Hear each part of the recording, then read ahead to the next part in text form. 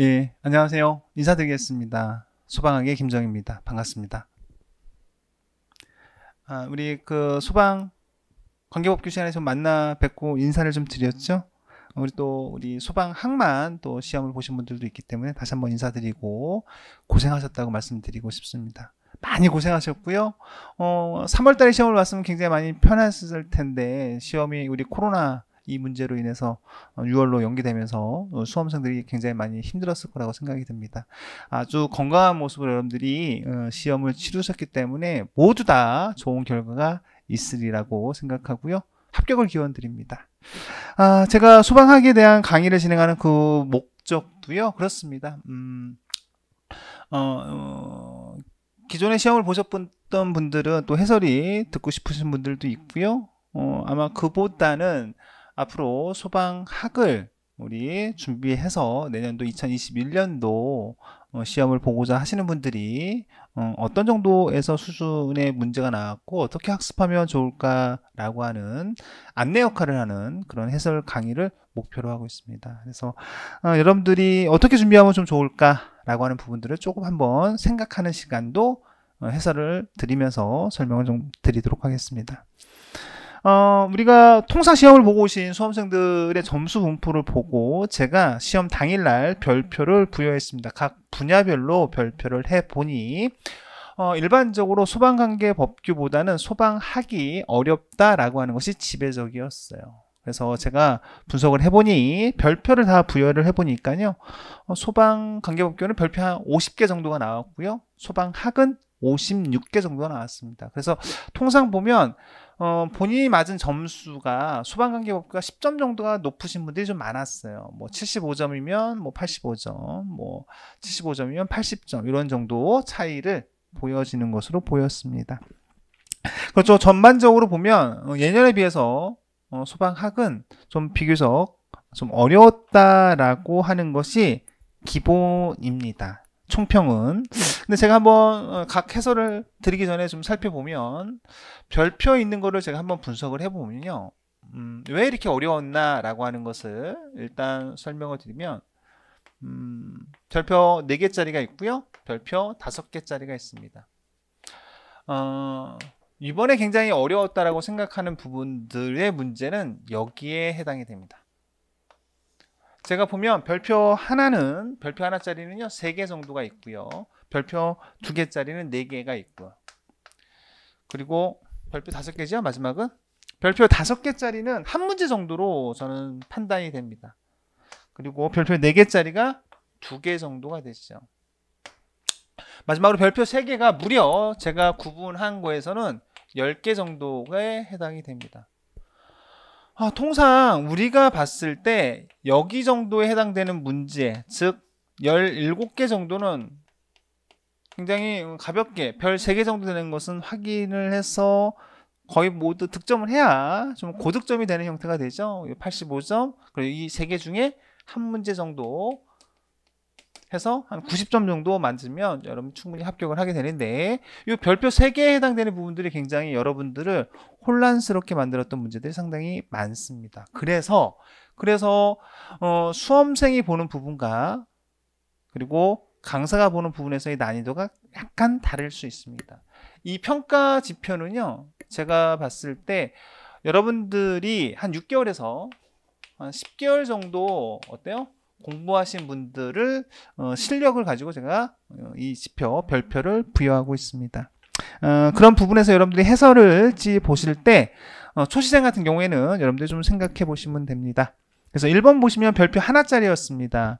1번에 보시면 A형 공채 문제가 되는데요.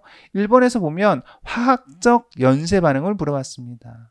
자, 화학적 우리가 소화에 대한 부분은 연소의 3요소에서 어떻게 생각할 수 있어요? 연소의 3요소에서 가연물 그리고 그쵸? 산소 공급원, 점화원 이렇게 이야기할 수 있습니다.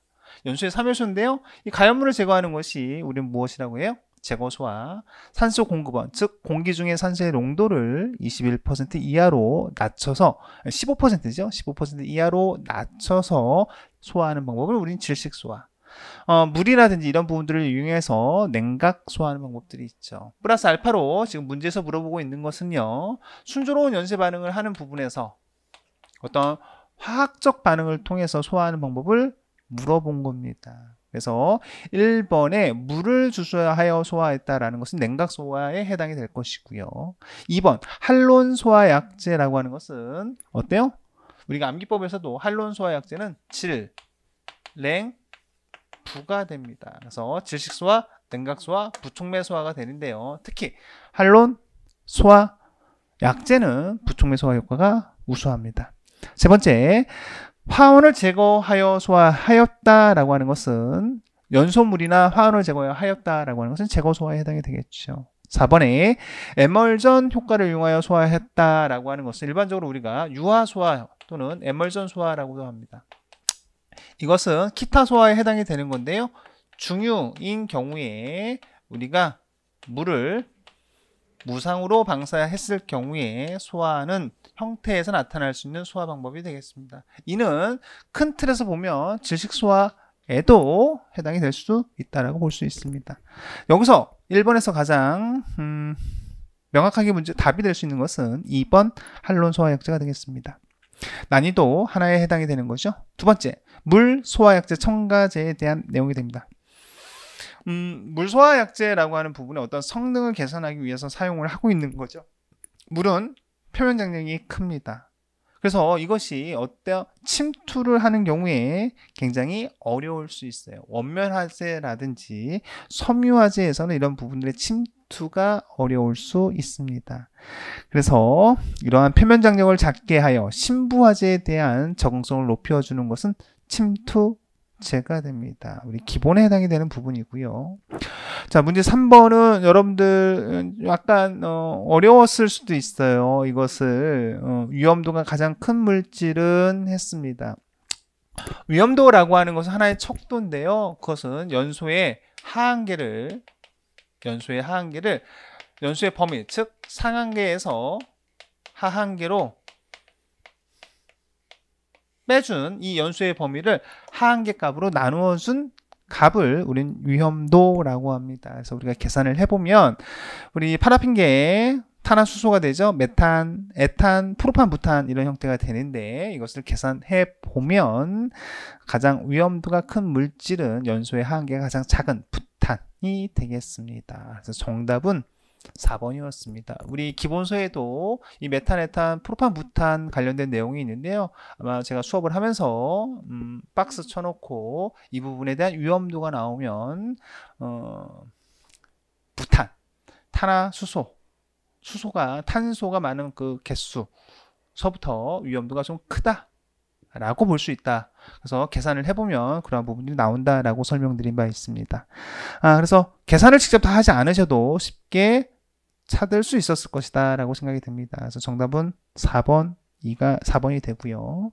문제 4번 보시면 우리 소방의 역사에 대한 부분이 출제가 됐습니다. 뭐 두 가지 문제가 출제가 됐던 것으로 제가 기억이 되는데 너무 평이한 문제가 나왔죠. 1번에 금화도감, 그래서 1925년 소방서, 최초의 소방서, 경성소방서, 종로소방서가 되겠죠. 미 군정시대인 1946년 중앙소방위원회가 설치되었습니다. 자, 문제 4번에는 소방법에 대한 내용이 되는데요. 소방법은 제가 항상 58년 개띠 이런 얘기를 많이 합니다. 우리 산업 역분들이었죠. 58년도에 태어나신 분들이 굉장히 많으셨고 굉장히 산업 여건 근대화에 큰 공을 세운 세대가 되죠. 그래서 제가 58년 개띠 하면서 소방법이라고 하는 것을 이야기 드린 바 있습니다. 1958년이 되죠. 그래서 옳지 않은 것은 정답 4번이 됩니다. 자, 문제 5번 같은 부분이 좀 어려웠어요. 사실은 문제 5번이 난이도 별표 3개에 해당이 되는데 요게 우리가 습식, 스프링클러에서 보면 우리 오동작 자동 경보 밸브에 설치되어서 경보 밸브의 오동작을 방지하는, 억제하는 그런 역할을 하는 부분이 됩니다. 우리 기본서에도 언급이 되어 있고요. 습식 부분에서 있다라고 보시면 됩니다. 그래서 사실은 요 부분이 조금 별표 3개지만 4개까지도 갈 수 있는 부분들이 있었습니다. 이 부분이 좀 어렵다라고 했던 부분들은 사실은 관련학과 특채를 하시는 분들도 이 부분이 많이 틀렸어요.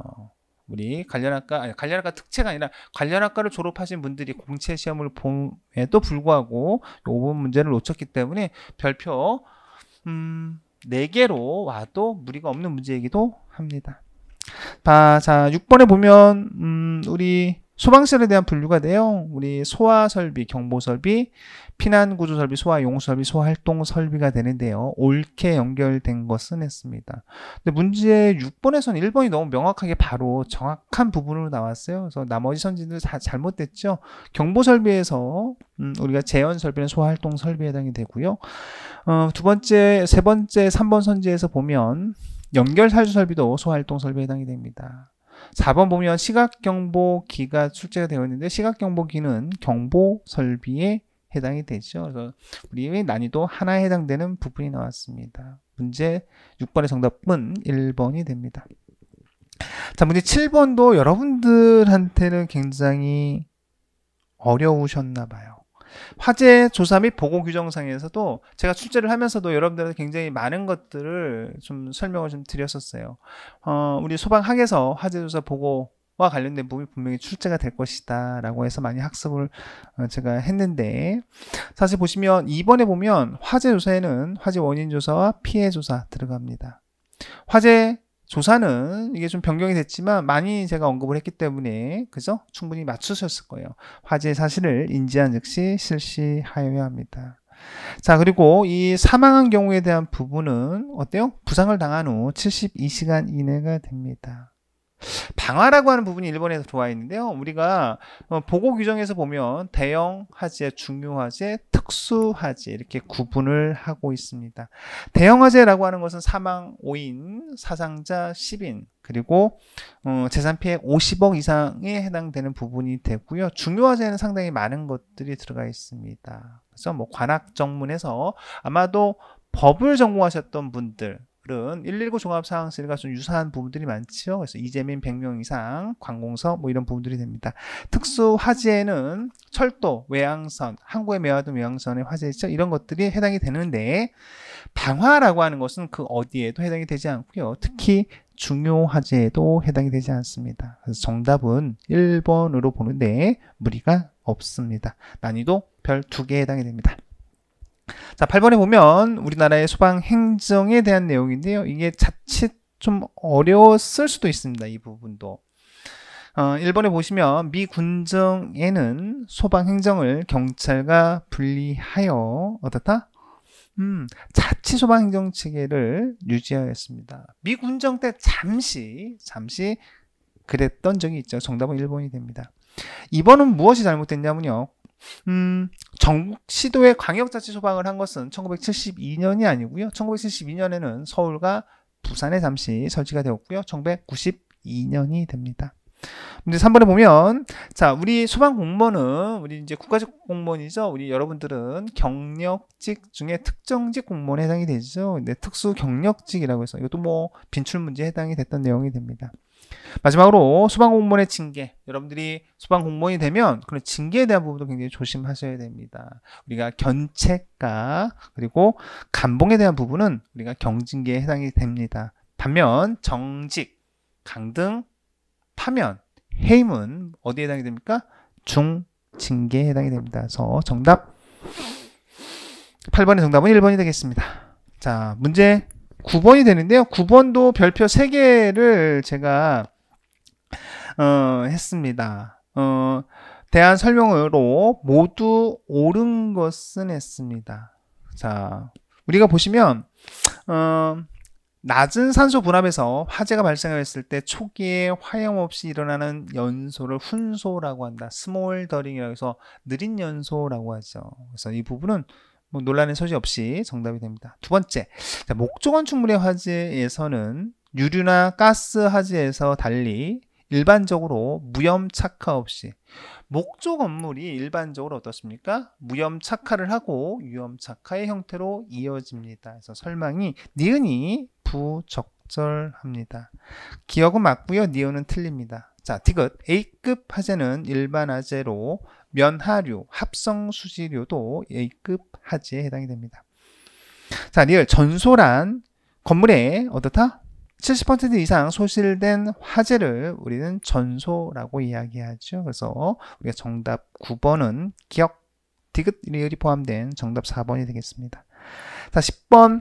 자, 화재 진압 시 주수 소화에 적응성이 있는 부분으로 옳은 것은 했습니다. 이 또한 별표 3개인데요. 사실 너무 많이 나왔던 우리가 빈출 문제이기도 합니다. 황아린이라고 하는 부분도 우리가 철분, 금속분, 마그네슘과 같이 우리가 어때요? 마른 모래라든지 건조 분말에 의한 질식 소화를 합니다. 반면에 질산 에스테리오 같은 경우는 우리가 오류위험물에 해당이 되죠. 오류위험물인 경우에는 어때요? 우리 초기에 대량으로 방수하여 어때요? 냉각 소화하는 방법을 택할 수 있습니다. 3번에 있는 유기금속 화합물은 삼류위험물이 되죠. 우리가 황리를 제외한 나머지는 금수성 물질이기 때문에 주수 소화에 적응성이 없다라고 볼 수 있습니다.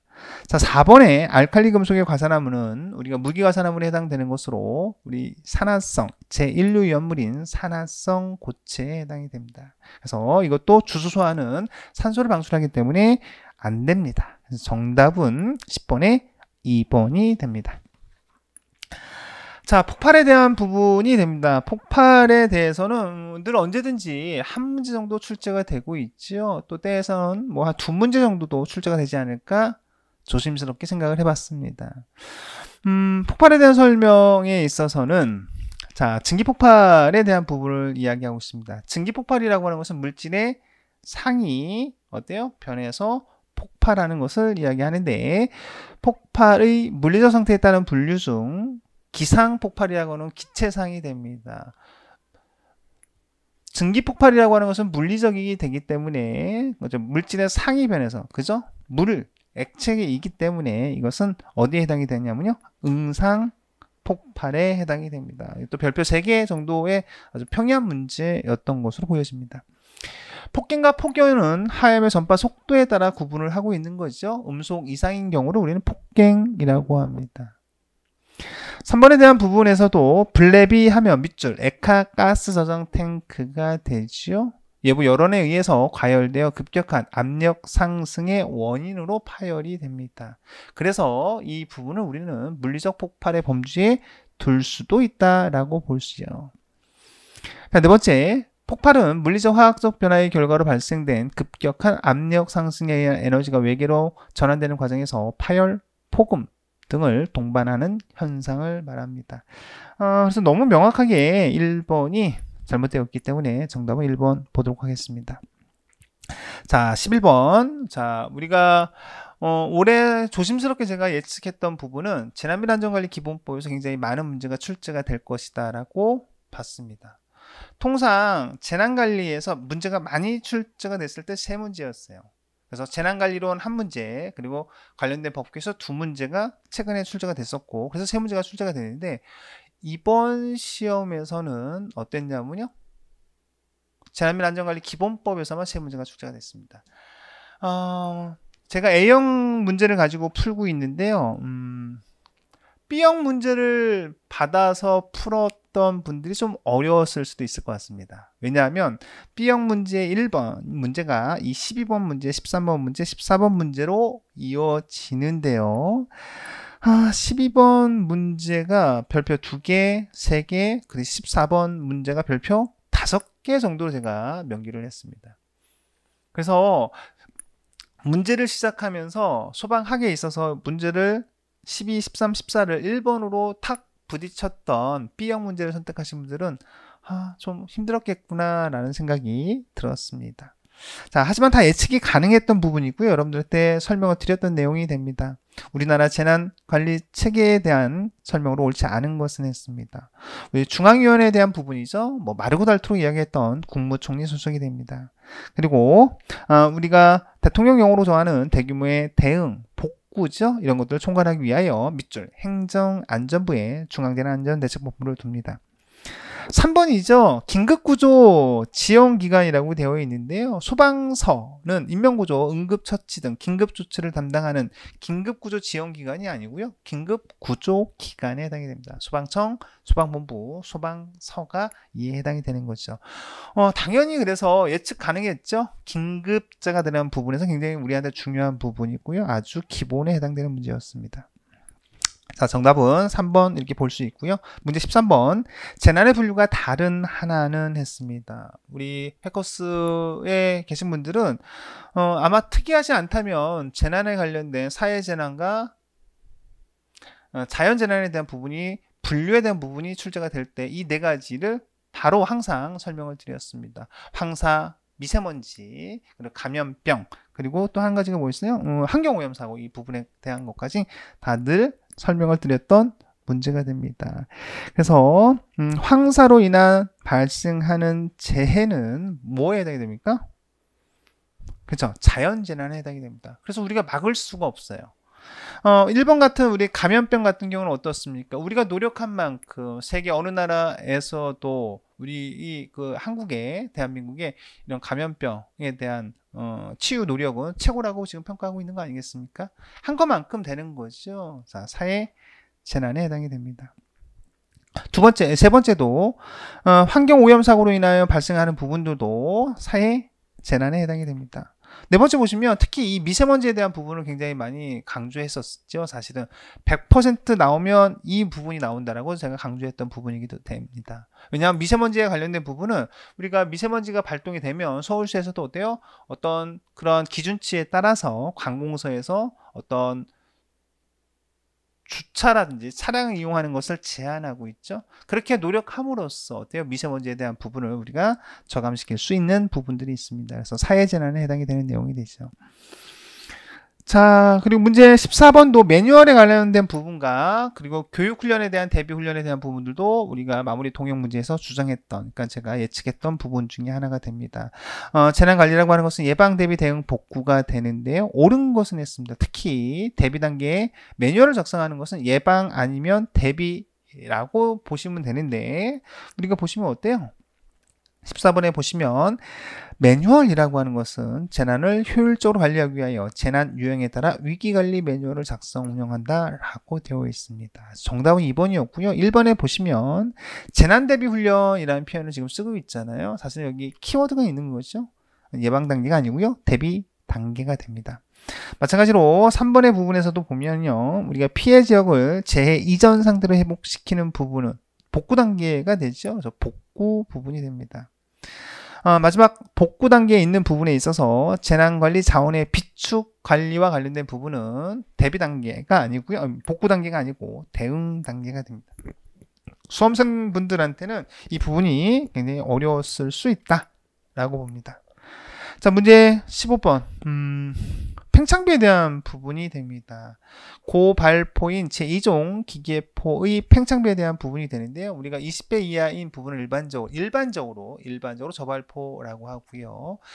80 이상이어서 뭐 1100까지 팽창비가 이르는 것을 우리는 일반적으로 고발포라고 일반적인 중앙소방학교 교수협의회 책 그리고 저희 소방학 개론 책에도 표현이 되어 있습니다. 우리가 이것이 법 문제가 아니고요. 일반적인 소방학이라고 하는 부분에서 소방학적인 부분에서 기초적인 지식에 우리가 접근해서 판단할 수 있는 부분들은 그렇게 판단을 하면 됩니다. 그래서 이 문제에 대한 부분은 고발포인 2종에 해당이 되는 것은 우리가 일반적으로 1종은 80에서 250, 2종은 250에서 500, 3종은 500에서 1000으로 볼 수 있습니다. 그렇기 때문에 이 15번 문제는 3번이라고 보는 것이 맞습니다. 이 부분이 아니라고 이야기를 하기 위해서는 그거에 대한 근거가 좀 있어야 되는데요. 우리가 일반적으로 아주 오랫동안 많은 분들이 기본서나 우리 중앙소방학교 그리고 또 기본적인 학문에서 이렇게 사용을 해왔던 부분이기 때문에 3번으로 정답을 인정하는 데는 무리가 없는 것으로 판단이 됩니다. 자, 문제 16번 우리 역시 하재 하중 관련된 계산 문제가 갑자기 나왔어요. 문제도 17번 하재 가옥도와 관련된 문제도 같이 나왔습니다. 제가 예측했던 부분은 그 흐름, 유행이라고 하는 부분들이 저는 굉장히 수업을 하면서도 여러분들한테 많이 강조를 드렸었어요. 3회 연속, 4회 연속 계속 이 화재 하중, 화재 가혹도, 뭐 화재 심도, 이렇게 화재 강도 이렇게 이름을 바꿔가면서 계속 출제가 됐었고요. 만약에 나온다면 이번에 한 번 정도 나올 거고요. 그리고 더 나오기는 좀 어려울 것 같다라고 제가 예측한 바 있습니다. 근데 무려 2문제가 출제가 됐네요. 우리 기본서의 한 페이지에 있는 내용인데요. 연속해서 이 문제가 2문제가 출제가 됐습니다. 자, 보시면요. 제가 이거 계산을 하면서도 아이고 제가 좀 많이 어려웠고요. 사실 제가 계산기가 없는 상황에서 여러분들이 많이 힘들었겠구나 라고 하는 생각이 들었습니다. 이렇게 보는 거죠. 우리가 면적에 대한 개념이 들어가서 면적 200제곱미터가 됩니다. 이때 목재의 발열량으로 환산하는 거죠. 목재의 발열량이 4,500이죠. 4,500kcal per kg이 됩니다. 이때 가연물의 총 합의 발열량을 구하면 되는 거죠. 근데 두 가지가 들어가 있습니다. 창고에 의류가 어떻게 되어 있어요?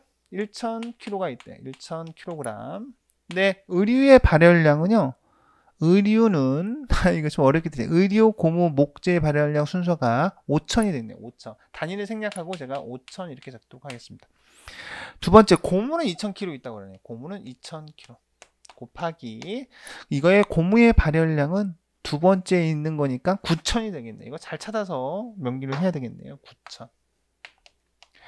여러분들한테 좀 어려웠던 것 중에 하나는 역시 여러분들은 개념 학습을 하셔야 된다라는 생각이 저는 듭니다. 왜냐하면 항상 가연물이 하나인 것만을 좀 공부하셨던 분들은 이거 어떻게 해야지? 라고 생각하셨을 텐데요. 우리가 시그마로 되어 있지 않습니까? 각각 다 합을 하면 됩니다. 그래서 이것을 계산하는 게 더 어려웠을 거예요. 아마 아이고 시간 짧은데 계산이 잘 안 되셨던 분들 많이 힘들었을 수 있다 라고 생각이 듭니다. 그래서 정답은 계산해 보면 25.56까지 되어 있습니다. 자, 문제 17번 화재 가혹도가 돼요. 화재 가혹도는 사실은 이런 부분들을 수업 중에 많이 이야기를 제가 드렸어요. 시간에 대한 개념이 좀 들어가 있어요. 우리가 화재 가혹도라고 하는 것은 화재 아주 이렇게 가서 최고 온도가 이렇게 다다랐을 수 있고요. 또는 화재의 가연물과 배열 상태 또는 창 뭐 여러 가지 그런 복합적인 요인에 의해서 화재가 이런 상태로 지속될 수도 있습니다. 즉 어떤 것이 더 가혹하냐라고 하는 것을 생각해 봤을 때는 우리가 최고 온도 곱하기 지속시간의 개념을 같이 놓고 볼 수 있는 거죠. 그래서 우리가 보면 화재 가혹도란 화재 발생으로 당해 건물과 내부 수용재산 등을 파괴하거나 손상을 입히는 정도가 됩니다. 최고 온도라고 하는 것은 어때요? 질적 개념에 대한 부분이 되죠. 질적 개념. 지속시간이라고 하는 것은 시간의 개념이기 때문에 양적 개념. 그래서 질적 개념과 양적 개념을 가지고 보는데 이게 조금 여러분들한테 어려웠을 수도 있습니다. 자, 그런데 명확한 것은 우리 기본서에도 많이 나오고 있는 4번에 관련된 부분인데 화재 가혹도에 영향을 미치는 환기 요소는 우리가 어떻게 이야기한다고 했어요? 면적에 비례하고요. 그거에 대한 높이의 제곱근에 비례한다 라고 되어 있는데 면적의 제곱근에 비례하고 계곡의 높이에 비례한다 라고 명기가 되어 있기 때문에 잘못되어 있죠. 그래서 정답은 17번에 4번이 되겠습니다. 17번에 4번. 요 문제도 별표 4개에 해당이 되는 좀 약간 어려웠던 문제 중에 하나가 됩니다. 18번에 고층 건축물의 연기 유동에 대한 내용을 지금 이야기하고 있는데요. 뭐 부력, 그리고 바람에 의한 압력차, 굴뚝 효과, 공기 조화 설비의 영향, 이 부분은 우리 기본서에도 있고요. 많이 빈출 문제에도 해당이 됩니다. 그래서 18번 문제는 무리 없이 찾을 수 있는 문제였다 라고 생각이 듭니다. 자, 문제 19번 또한 굉장히 좀 어려웠던 부분들 중에 하나, 별표 4개에 해당이 되는 부분이 됩니다. 우리가 인하점이라고 하는 것은 연소 하한계에 도달하여 점화되는 최저 온도를 이야기합니다. 우리 전년도에도 출제 인하점에 대한 개념을 묻는 내용이 나왔었고요. 연소 하한계가 낮고 연소 범위가 넓을수록 가연성 가스의 연소 위험성이 증가된다라고 하는 일반적인 내용이 있습니다. 연소점이라고 하는 것은 우리가 점화원을 붙이고 점화가 되고 이때 점화원을 제거한 상태에서도 자발적으로 연소가 그 발생되는 열량에 의해서 계속 지속되고 있는 그때의 최저 온도를 우리는 연소점이라고 합니다. 자, 파라핀계라고 탄화수소계의 일반적인 부분이 되죠. 우리가 메탄, 에탄, 프로판 이런 부분들이죠. 탄소수가 어때요? 많을수록 탄소가 수가 많을수록 어때요? 발화점은 일반적으로 낮아지는 위험성이 높아지는 형태가 됩니다. 그래서 19번의 정답은 4번이 됩니다. 좀 어려웠죠? 좀 어려웠을 겁니다. 자, 문제 20번 제 사료 위험물에 대한 설명으로 옳지 않은 것은 했습니다. 너무 이것은 사실은 평이한 문제였어요. 이 부분도 좀 많이 어려웠나요? 일반적으로 보면 물보다 가볍고 물에 녹지 않는 것이 많습니다.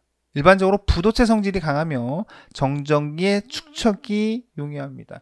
그래서 우리가 이것이 부도체이기 때문에 쇠봉이나 이런 것으로 적게 되면 정전기가 발생이 되기 때문에 우리가 화재 위험성이 있는 거죠. 세 번째, 발생하는 증기는 가연성입니다. 그렇죠. 우리가 휘발유에서 발생된 가연성 가스가 일정한 농도에 다다랐을 때 점화원이 주어지면 빵하고 폭발하거나 화재가 발생할 수 있습니다. 자, 그런데 증기 비중은 대부분 공기보다 가볍다라고 되어 있어요. 늘 항상 소방학에서 제가 처음 여러분들을 만날 때 제가 여기에 휘발유가 있는데 휘발유는 물보다 액체이기 때문에 물과 비교를 하죠. 제가 가볍다라고 합니다. 근데 발생된 유증기가 공기와 비교했을 때는 어떠냐라고 하는 건데 사실은 이게 가볍다면 다 날아가 버리겠죠. 그럼 일정한 농도에 다다르지 않을 겁니다. 그래서 이 휘발유, 유증기라고 하는 부분도 일반적으로 이렇게 공기보다 무거운 상태가 되죠. 그죠? 그렇기 때문에 이러한 농도 부분이 연소 범위에 다다랐을 때 점화원이 주어지면 폭발하거나 연소할 수 있는 겁니다. 근데 우리 선지에서는 증기 비중은 대부분 공기보다 가볍다라고 하기 때문에 명확하게 잘못 설명을 하고 있습니다. 정답은 3번이 됩니다. 사용량이 많은 휘발유, 경유 등의 연소 하한계는 매우 낮아 인하하기 쉽다라고 하는 부분은 일반적인 내용이 되겠죠. 그래서 20번까지 소방학에 대한 내용을 여러분들과 같이 한번 풀어봤습니다. 최근에 소방학에 대한 부분에서 출제하는 기관에서도 굉장히 아주 담백하고 명확하고 출제에 대한 부분을 굉장히 많이 신경 쓰고 있는 것으로 보여집니다. 그럼에도 불구하고 출제에서 보면 소방학이라고 하는 학문이 굉장히 복합적인 학문이고 그리고 어떻게 판단하느냐에 따라 약간 다를 수 있는 부분들이 있어요. 그래서 최근에 출제 기조를 보면 단순히 기출문제만을 학습해서는 좋은 점수를 받을 수 없다. 또한 기본 그리고 충분한 개념에 대한 이해 없이 단순히 빠른 시간 내에 학습을 해서 기출문제를 암기하고 해서 소방학을 준비하신 분들은 이번 시험에서 좋은 성과를 얻지 못했다라고 하는 것이 지배적입니다. 그래서 우리가 살펴보면 별표 3개라고 하는 부분들이 굉장히 많습니다. 여기까지 우리가 맞추면 17개, 즉 85점 정도가 돼요. 별 4개와 별 5개짜리까지는 우리가 차지하고 우리가 이번 시험에서 소방학을 80점 정도 맞으셨다면 아주 잘 본 편에 속합니다. 즉 그렇다면 우리 별표 3개에 해당되는 부분들에 있는 부분에서 자기 거로 만들기 위해서는 그 기본 개념에 대한 부분을 충실히 하셔야 될 필요가 있는 시험이라고 생각이 됩니다. 이러한 부분들이 전년도부터 계속 강조되어지고 있는 추세가 됩니다. 아마도 내년 2021년에도 이번 시험보다는 좀 더 어렵거나 비슷한 정도의 난이도에서 출제가 될 것이고요. 단순 암기를 해서는 결코 좋은 점수를 받기 어렵다라고 하는 것이 이번 시험을 통해서도 증명이 되었습니다. 여러분들 다른 어느 수험생들보다도 굉장히 어려운 6월 20날 시험을 보신 수험생들은 많이 힘드셨을 거예요. 푹 쉬시고요. 그 결과를 겸허히 받아들이고 좋지 않은 결과가 있으신 분들은 포기하지 않으면 반드시 여러분들의 소방공무원 꿈은 이루어집니다. 다시 한번 도전하시기 바라고요. 좋은 결과를 얻으신 분들한테는 다시 한번 축하드리겠습니다. 해커스 영웅소방팀의 김정희였습니다. 감사합니다.